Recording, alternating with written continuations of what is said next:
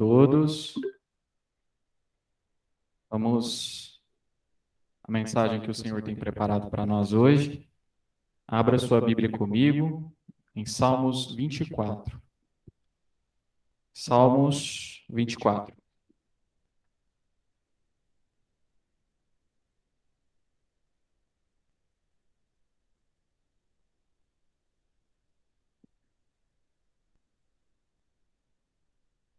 A palavra do Senhor nos diz: Ao Senhor pertence a terra e tudo o que nela se contém, o mundo e os que nele habitam. Fundou a ele sobre os mares e sobre as correntes a estabeleceu. Verso 3: Quem subirá ao monte do Senhor? Quem há de permanecer no seu santo lugar? O que é limpo de mãos e puro de coração, que não entrega a sua alma à falsidade, nem jura dolosamente. Este obterá do Senhor a bênção e a justiça do Deus da sua salvação. Tal é a geração dos que buscam a face do Deus de Jacó. Até aqui. Amados, este salmo foi escrito por Davi, e ao que tudo indica, um cântico entoado por ele, em referência ao dia quando a Arca da Aliança foi trazida por Davi da casa de Obed-edom. Nós sabemos que havia um conflito muito grande entre o povo israelita e o povo filisteu, em um período em que a Arca da Aliança, representando a presença do Senhor, ela foi pega pelo povo filisteu, e um momento depois, durante um período, passou um tempo na casa de Obed-edom, um pouco antes na casa de Abinadab, e então Davi, neste momento, ele traz a Arca da Aliança novamente ao tabernáculo em Jerusalém. Estes versículos também falam profeticamente a respeito da ascensão de Cristo. Depois da sua vitória sobre a cruz, sobre a morte, sobre o pecado, Jesus, o Rei da Glória, o nosso Senhor, valente das guerras, como nós vamos ver no verso 8, no Salmo 24, que venceu o diabo e todos os demônios, e essa vitória é relatada em Colossenses 2,15 diz: E tendo despojado os poderes e as autoridades, fez dele um espetáculo público, triunfando sobre eles na cruz. Observe nesse texto que os poderes despojados, aos quais a Bíblia se refere, irmãos, são os principados e potestades. Jesus venceu publicamente, através da cruz, todo o poder do inferno, por cumprir com excelência a palavra e a vontade de Deus, aquilo que Deus tinha para ele. E aqui eu faço uma primeira pergunta, que eu até anotei aqui para os irmãos, que como eu e você, pecador, entra na presença de Deus? Como nós podemos estar no santo lugar? Como eu vou fazer para entrar na presença do nosso Senhor? Porque quando nós olhamos para nós mesmos, nós percebemos o quão pecador nós somos. Mas como se justificar e como fazer para estar na presença de Deus? No verso 13 ele diz exatamente no futuro: quem subirá no monte do Senhor? Isso dá a ideia de um lugar que é inacessível, uma ideia de que, principalmente para nós pecadores, é um lugar que nós não poderíamos estar, por nós sermos pecadores. No verso 4, ele responde com algumas características, melhor dizendo, 4 características ou requisitos para entrar na presença de Deus. A primeira, ele diz: aquele que é limpo de mãos, ou seja, sem culpa, sem mancha, sem pecado, sem falha. Segundo, ele diz, puro de coração, que não faz ou nem deseja errar, que de forma alguma aquela pessoa, aquele ser tem culpa. E muito menos ele deseja aquilo no seu coração ou em seus pensamentos. Em terceiro, ele diz: não entrega a sua alma à falsidade ou à falsa idolatria, uma vez que o nosso coração muitas vezes se inclina para o mal. se inclina para a idolatria. E quando nós falamos de ídolos, não estamos falando apenas de imagem esculpida por mãos humanas, mas tudo aquilo que ocupa o lugar de Deus.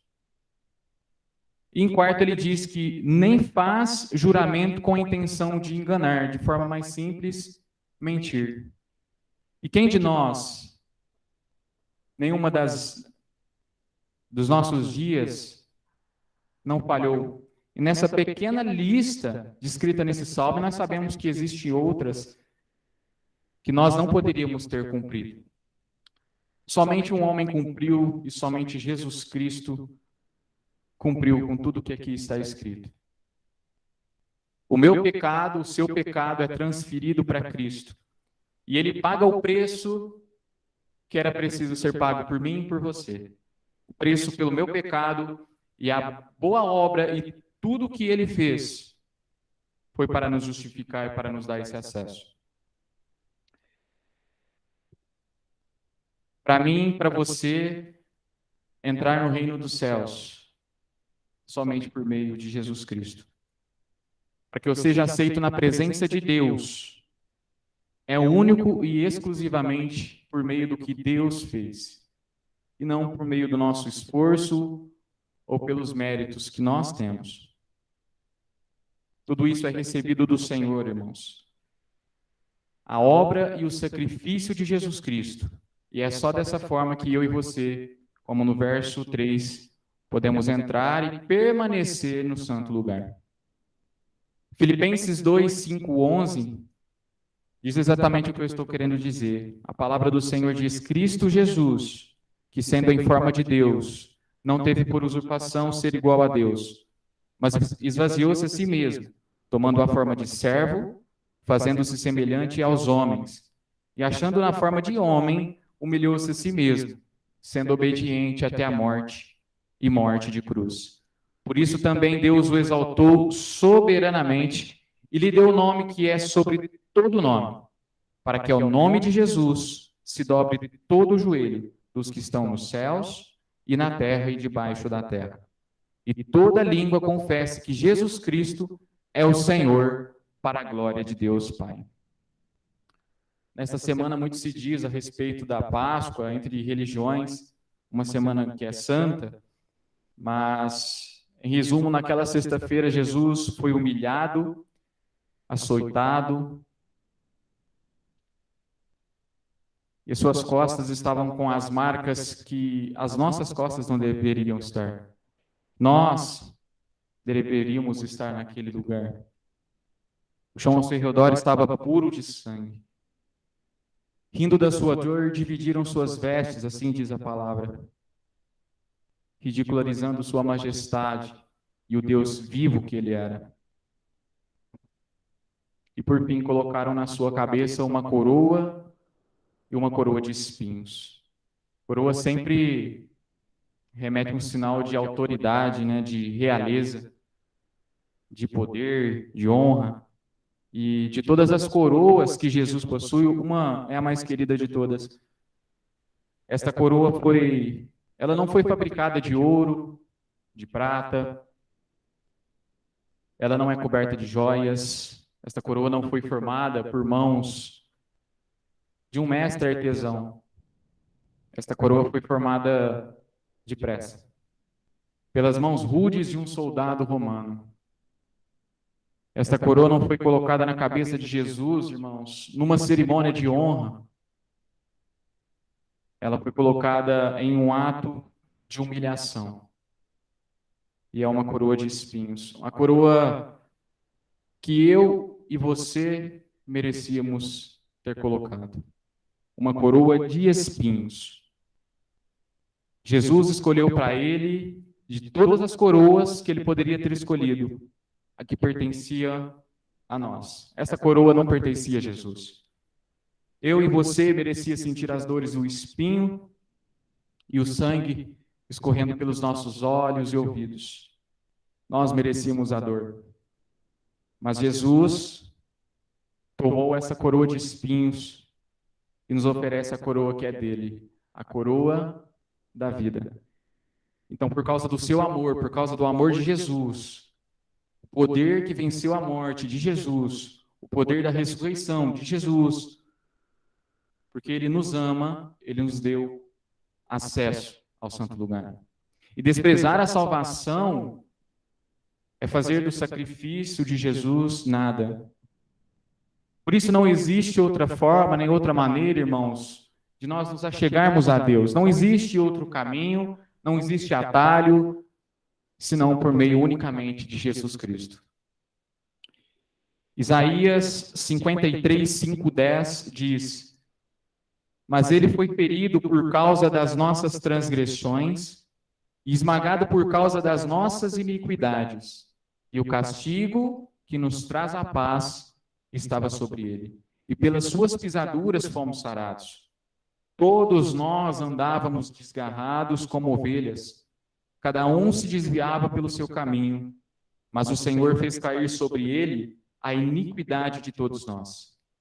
Ele foi oprimido e afligido, mas não abriu a boca, como um cordeiro que é levado ao matadouro e como a ovelha que é muda perante os seus tosqueadores. Assim ele não abriu a boca. Pela opressão e pelo juízo foi arrebatado. E quem dentre os da sua geração considerou que ele fora cortado na terra dos viventes, ferido por causa da transgressão do meu povo? E deram-lhe a sepultura com os ímpios, e com o rico na sua morte, embora nunca tivesse cometido injustiça, nem houvesse engano na sua boca. Todavia foi da vontade do Senhor esmagado, fazendo-o enfermar, quando ele se puser como oferta pelo pecado. Verá a sua posteridade, prolongará os seus dias, e a vontade do Senhor prosperará nas suas mãos. Mesmo que Jesus não tivesse sido rejeitado, ele ainda teria que morrer na cruz. E o porquê? Porque era a única maneira de perdoar os meus e os seus pecados, e os pecados de nossos amigos, de seus pais, de seus filhos, de seus vizinhos, de todos os homens. E aí eu faço mais uma pergunta aos irmãos. Já pensou como foi difícil para Jesus? Você já se sentiu algum dia rejeitado por quem você ama? As pessoas ao seu redor olhando para você com desprezo, quando você está dando tudo que você tem, o melhor de si, dando tudo que você é por elas, e foi exatamente isso que Jesus fez por nós. Jesus entregou a sua vida, tudo que ele tinha para nos salvar. Cristo morreu. E essas palavras deviam ser suficientes para quebrar o nosso coração e para nos prostrarmos diante de Deus e diante dele suplicar pela tua misericórdia, porque Cristo morreu por mim e por você. Mas nas Escrituras diz que ele não permaneceu morto. Não é somente a morte de Cristo que nós estamos falando. A ressurreição de Jesus Cristo também está envolvida. Se Jesus tivesse permanecido morto, irmãos, não haveria mais nada. Não haveria esperança, tudo estaria desfeito. Então seria mais um homem, um filósofo, um idealista, falando de novas ideias, um homem bom. Não, mas Jesus voltou. Deus justificou seu Filho unigênito, ressuscitando-o dentre os mortos. E mais uma pergunta gostaria de fazer aos irmãos. Até onde o sacrifício de Jesus na cruz valeu a pena por mim e por você? Para mim e para você. Ou se alguém ainda não entregou a sua vida a Jesus, hoje deve ser o dia.